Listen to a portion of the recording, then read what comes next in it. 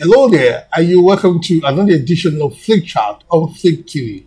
Today, I have with me a writer, an author, a businessman, a man who has inspired in many pies, Mr. Sumi Ranta, with his latest book, Contradictions. You take a peep at this. I'll be right back.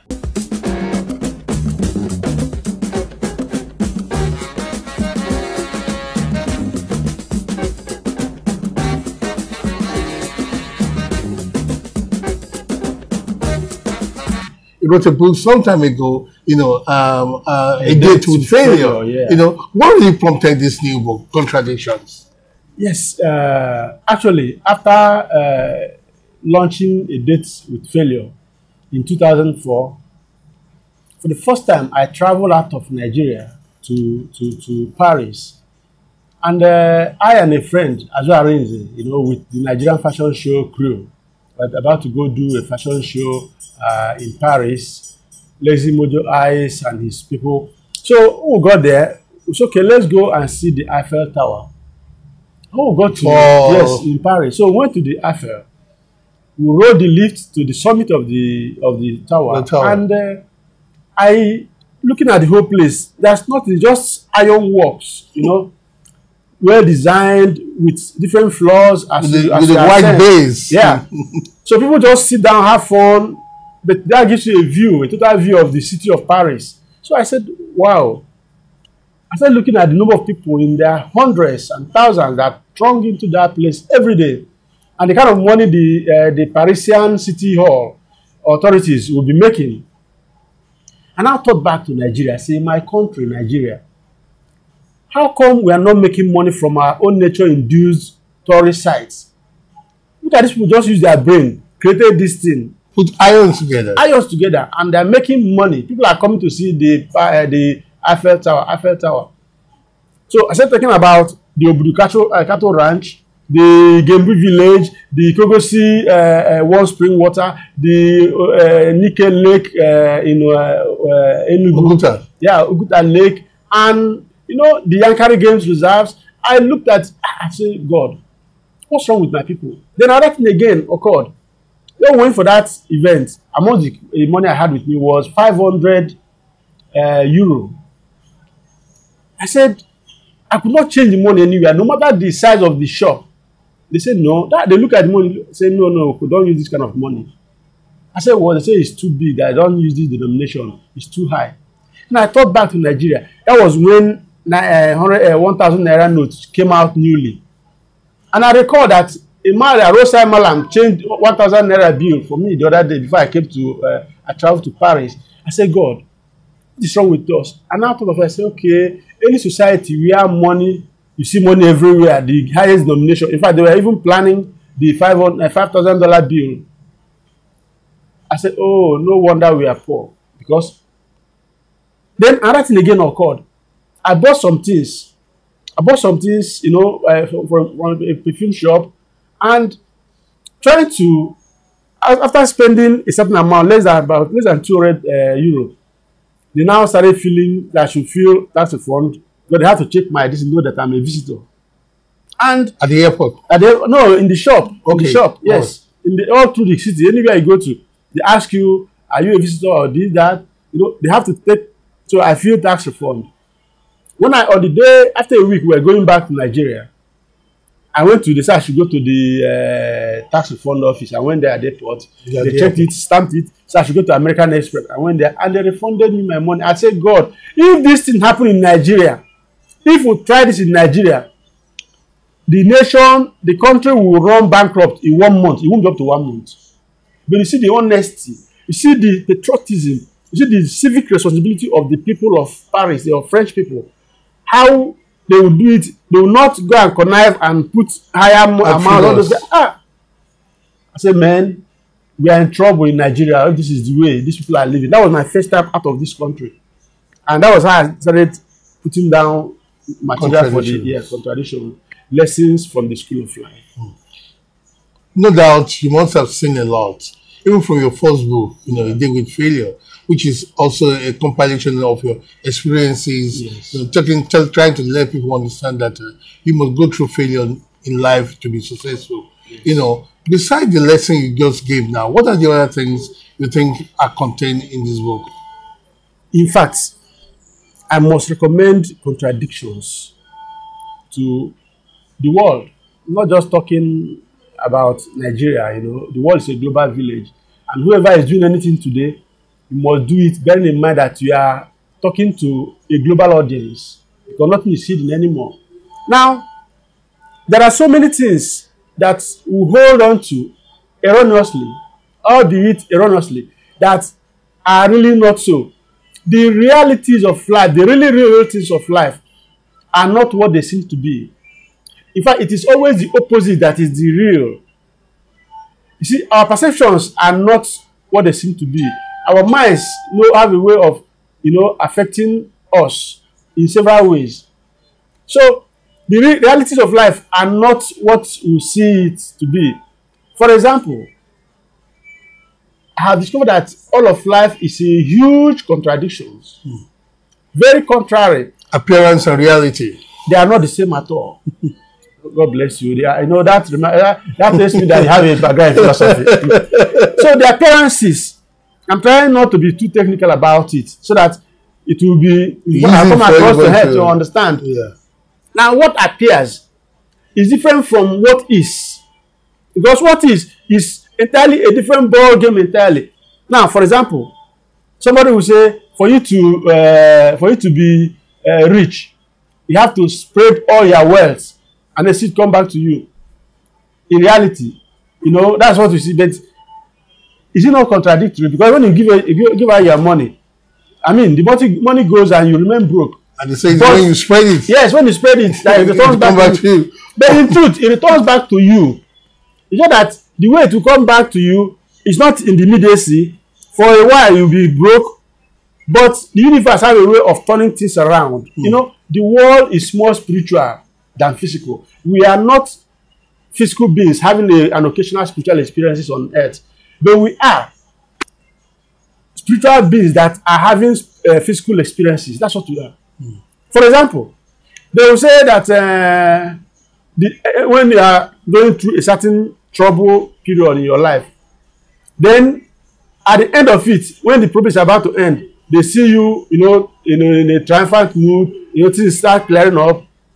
That's the way it's supposed to be. But it's not true. The end of slavery is intensified servitude. The end of darkness, when you're about to see the light will not come. It will come. What will come is intensified blindness, intensified darkness. Well, life is not a bed of roses. Okay, look at that. Life is not a bed of roses. But is life really not likened to a bed of roses? Because when you see a bed of roses, it's looking quite alluring and charming, blooming on the surface. But just go close to it. Right underneath that blooming, alluring surface are thorns. Yeah, those thorns are what gives impetus to the beauty you see on the surface. Those are some of the realities of life. For example, there's a story of a turtle that was said to be made a king after 7 years in prison. The turtle stayed there the first year, second year, third year, fourth year. By the 5th year, the thing was getting intensified. It was getting to where he would be crowned. So the whole pressure is coming at him now. By the 6th year, he said, look, I can't take it again. He shouted, screamed, they should come and take him out of this place, that he's no longer going to stay. But all he has is just one more year for him to be made king. And eventually he protested until they came and brought him out. And all the years he had spent became a wasted effort. That is the way life is. Sorry. Please, when you look at, if you are in the night now, the dawn is about to break, around 6 a.m., depending on where you are, you will begin to see that it's getting a bit bright, like the sun is about to come up in the sky. But suddenly, you see the darkness will come intensified. At that moment, as if you just close your eyes, open it, bam, the sun is up in the sky. The dawn has broke. It is a new dawn. That's the way. In the evening too, if you are watching the sun setting, you discover that around that kind of 6:30, depending on the period, you see everywhere getting dark. Then suddenly, you see the light come out so bright. Wow. Then in a moment, you just see everywhere is enveloped with darkness. the things that herald the end of a situation is more of that situation. Then suddenly it will turn. So when in life, whenever we're having issues and that issue become intensified, we should be glad and rejoice. Keep on rejoicing because the end has come. But it is at that point in time that people will say, oh no, yeah, they lose hope, they give up. I can't take it anymore. So those are part of the lessons. Yeah. So the book, it's actually 214 pages, you know, and the foreword by Professor Chidozie Okoro of the Department of Philosophy, University of Lagos, you know, right now on sabbatical University of Ghana. He wrote something in his foreword, you know, which is also similar to the thought that he gave now. Therefore, like the previous book, a fundamental message of the current book is this: while you still breathe, don't give up. Don't lose hope. Fiercely but wisely fight through the storms of life. The joy in life is not the regret over the spoils, but in the unmasking of the spoil into bountiful harvest. Sure. Do you see Nigeria's situation like this in contradictions? You see, the Nigerian situation is something that defies so many. In fact, you recall when IBB was president, at a point he said, "Look, Nigeria defied logic." Yes, that he's surprised that Nigeria is still surviving. He thought that Nigeria would have gone, you know, in tatters at that time, but Nigeria is still there. So, but the problem with Nigeria and Nigerians, in fact, I don't even talk about Nigerians, Nigerians.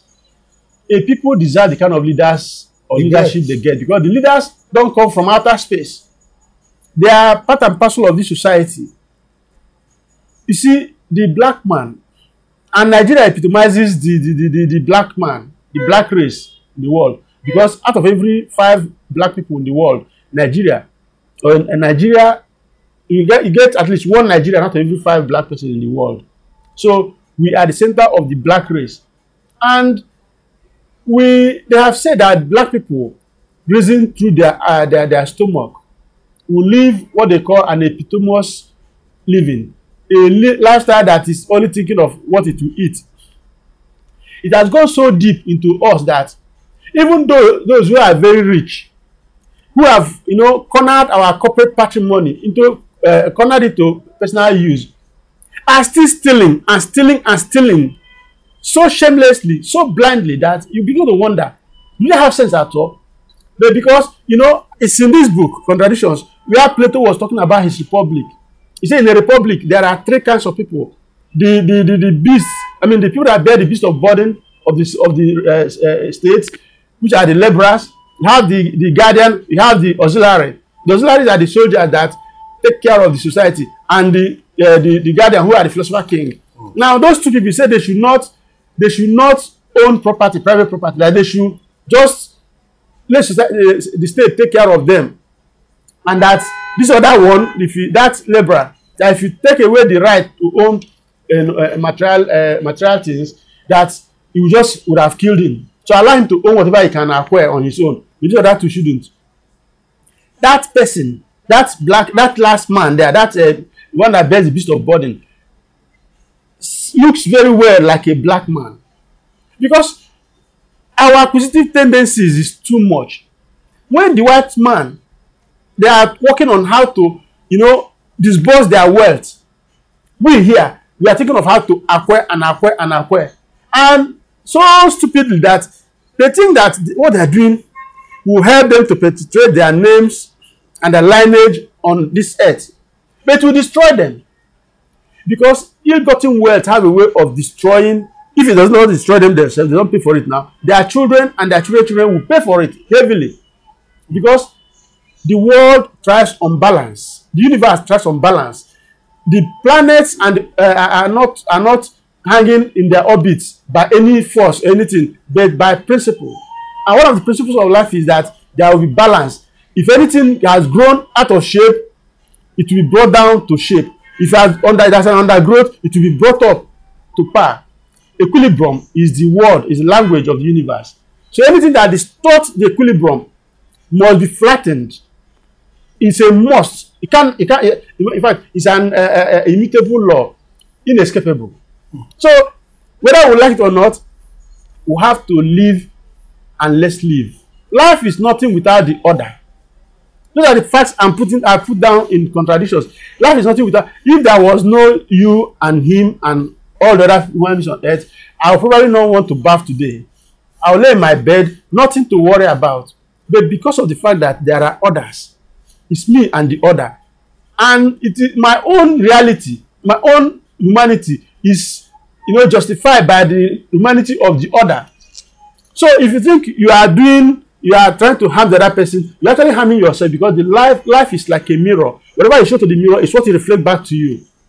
So I don't know who will knock this into the skulls of the Nigerian person. That you just have to be fair, you have to practice love, you have to practice whatever you want done to you, that the golden rule is real. And we are not doing those things. That's why we are the way we are. There are, rich men like Andrew Carnegie.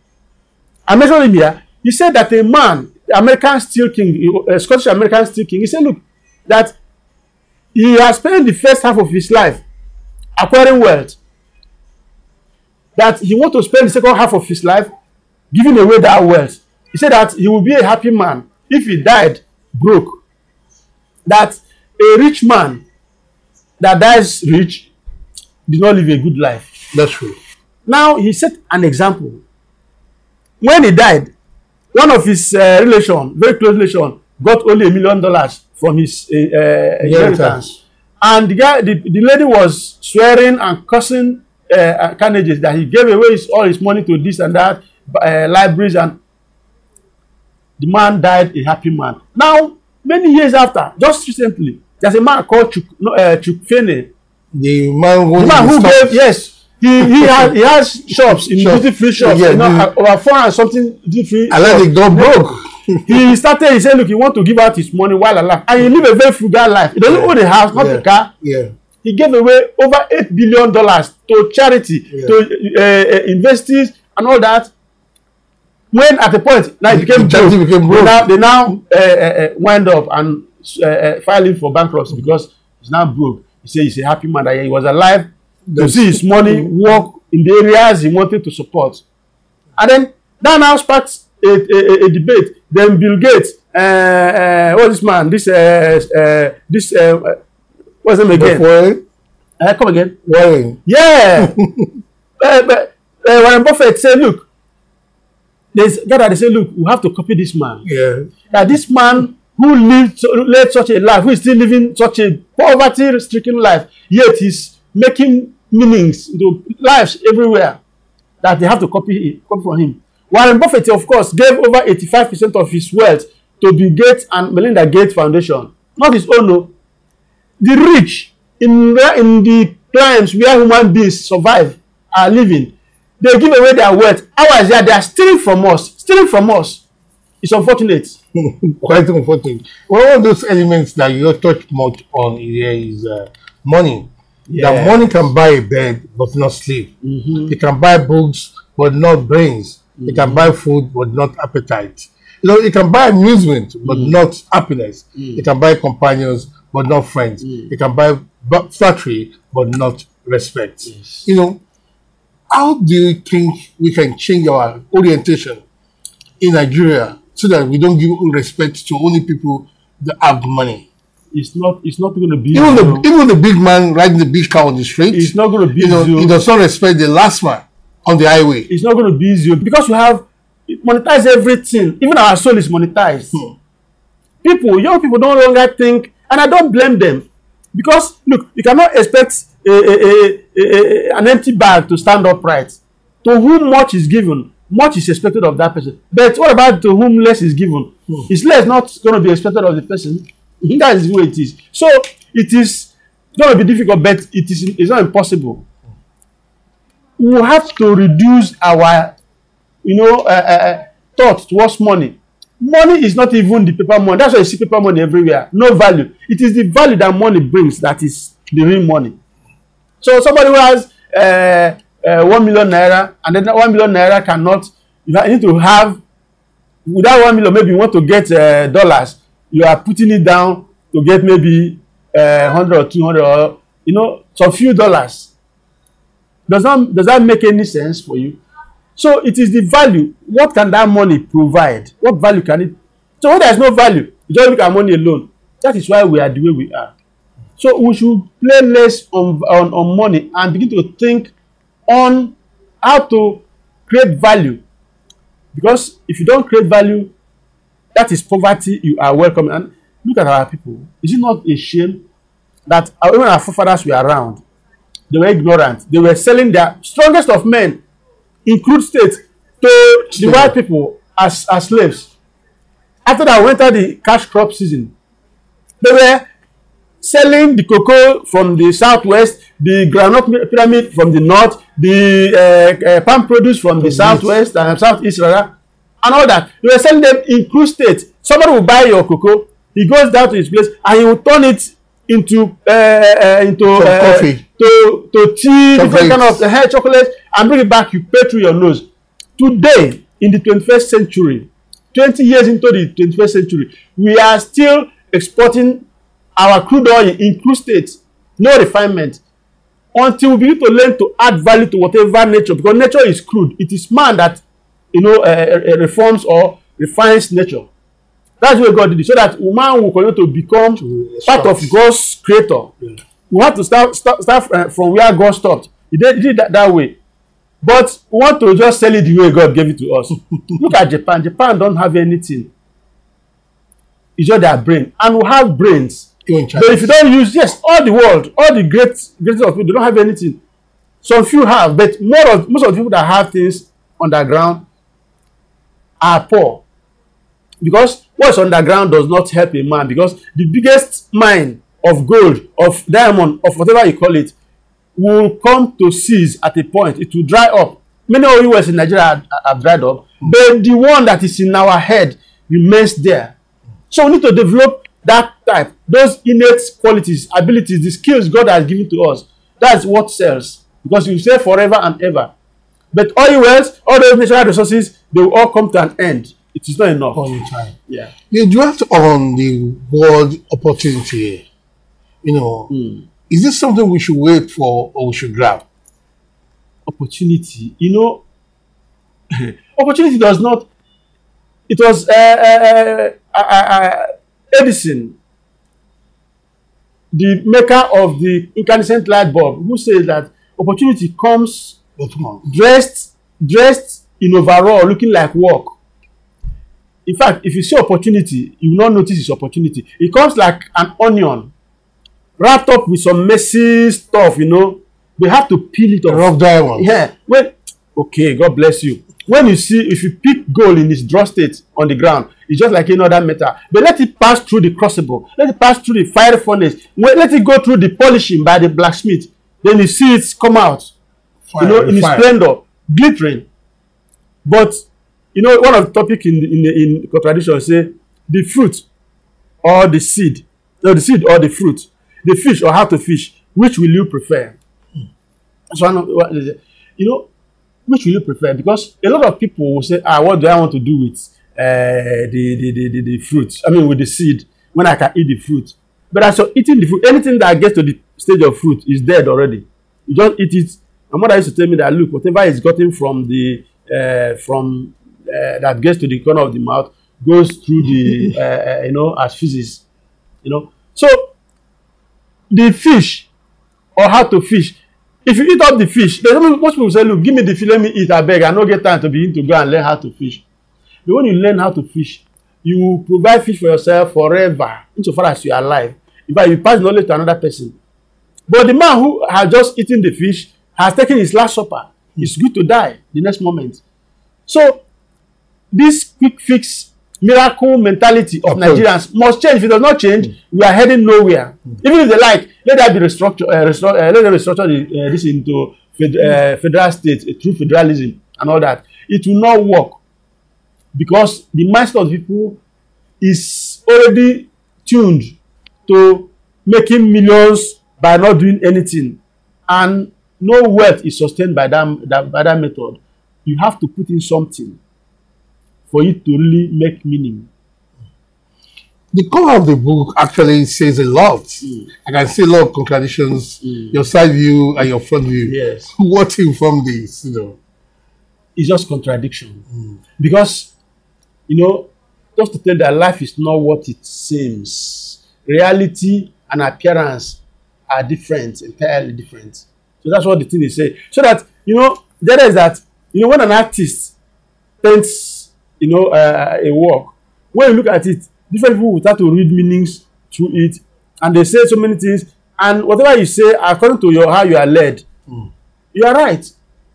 So the image there is looking at you from face to face, and you're looking at it from the side way. So take the one, you take your pick. You know, it's part of the contradictions of life. So that the idea is that when you look at the book from afar, you cannot see it among 100 other books on a shelf and not take a second look at it.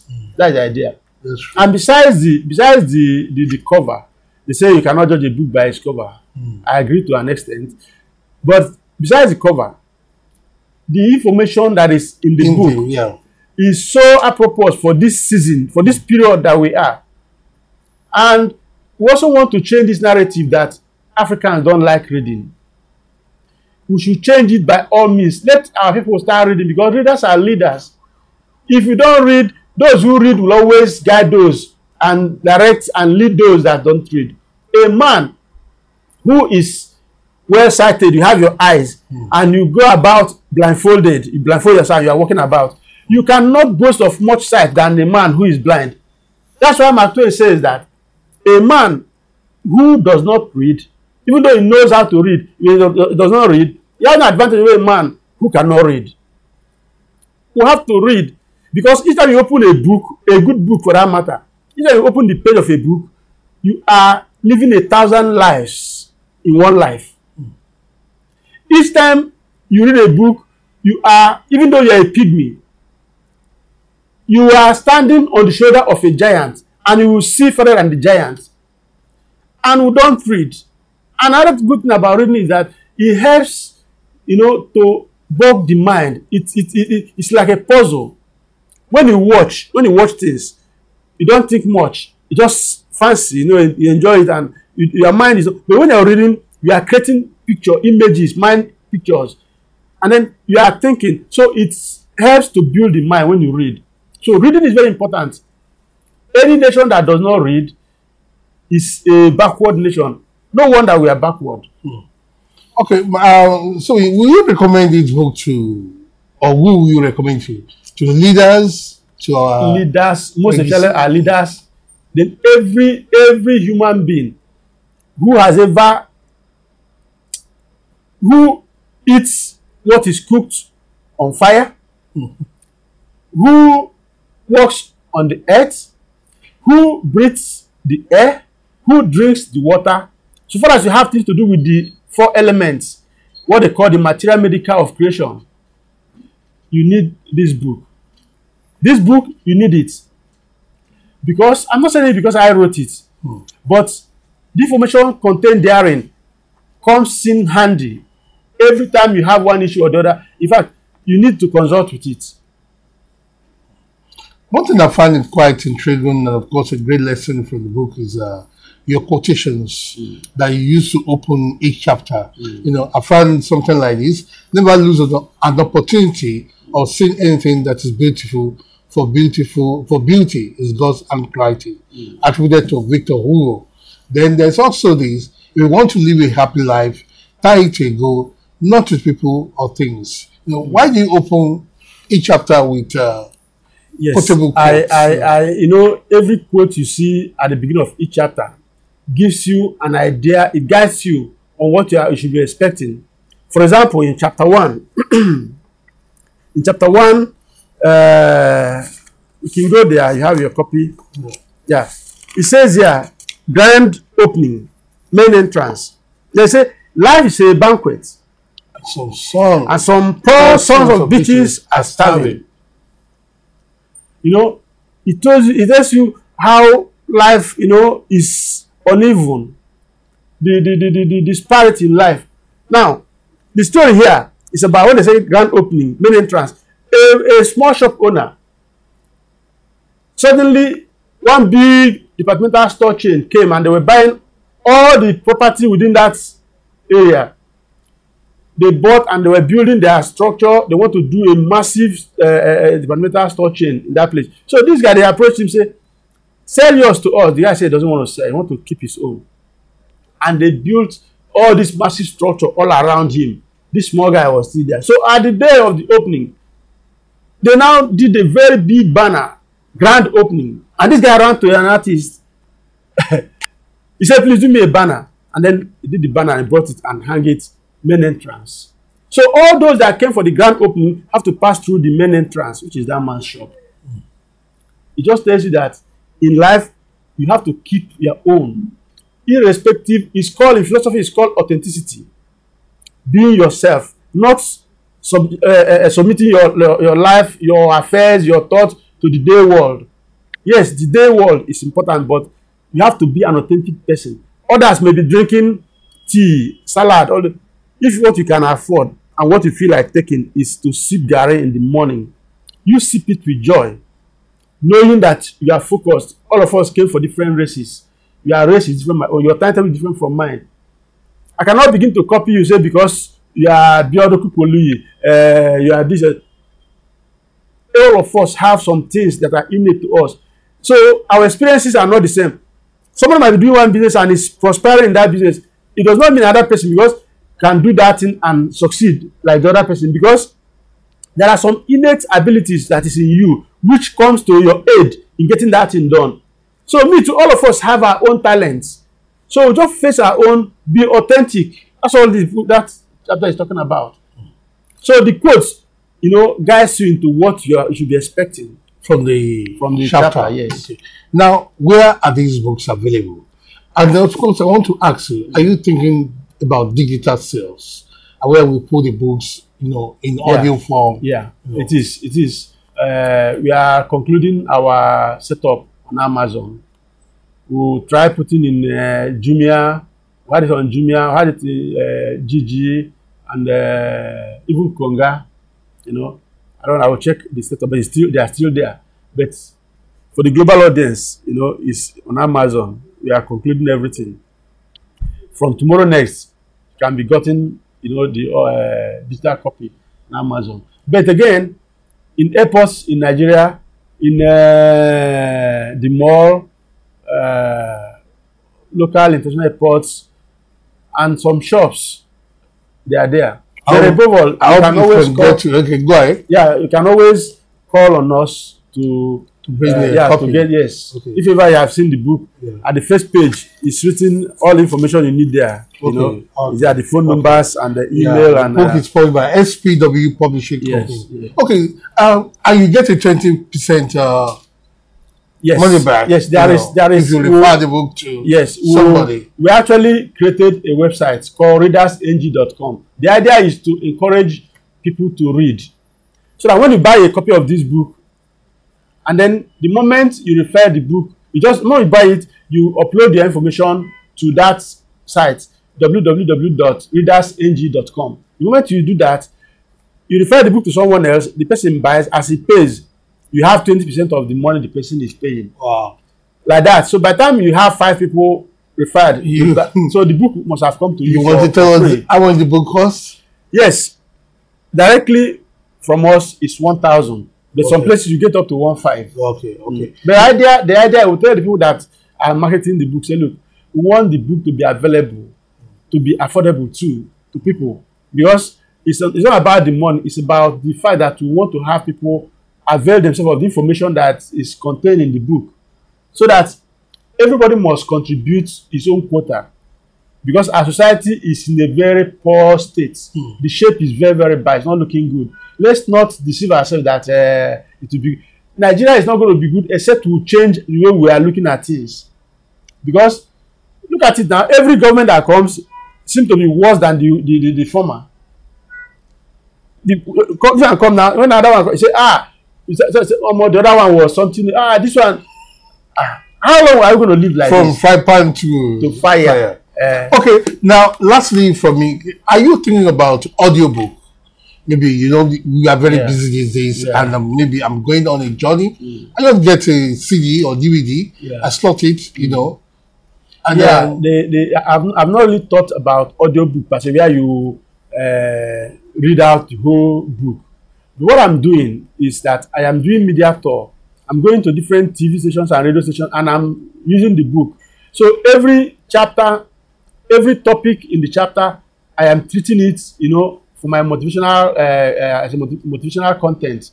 So I go to TV like every Thursday till the end of this year, from 12 to 1:30, I'm on Galaxy TV. Then every Friday from 8:30, you know, it's just a 5 minutes to 10 minutes program. Between 8:30 and 9:30, I'll be on MITV every Friday. You know, bumper breakfast. The Galaxy is the Buzz with Patience. Yeah, with Patience. Yeah. Okay. Then the MITV is with Thomason, bumper breakfast every Friday morning. Then every Wednesday between 8:25 to 8:30, I'm on Star FM. Then I also will be going according to the schedule to other stations, NTA2, Silverbird, you name them, City FM, all these stations. I'm going there to. I make sure that I treat topic by topic, so that at the end of the day, by the time you begin to look at those things, you are seeing the book in video. That's what I'm doing. But I have not thought, maybe it's possible that we might end up doing that, because I see some other books on YouTube where they read out the whole book, abridged version anyway. Well, thank you very much. You know, I know life is not a bed of roses, or it's a bed of roses. The way you look at it. It's been a very fantastic time with you Thank on you. the Flick Chat. You know, I believe you also take your book tour to Flick TV. You know, we'll be Yes. glad to meet you again. Yes. Thank you very much. Thank you very You know, much. well, it's been an awesome time on this show with Mr. Subiranta, you know, talking about his book, Contradictions. I'm sure you need to get a copy so you can learn about life. Until we meet again,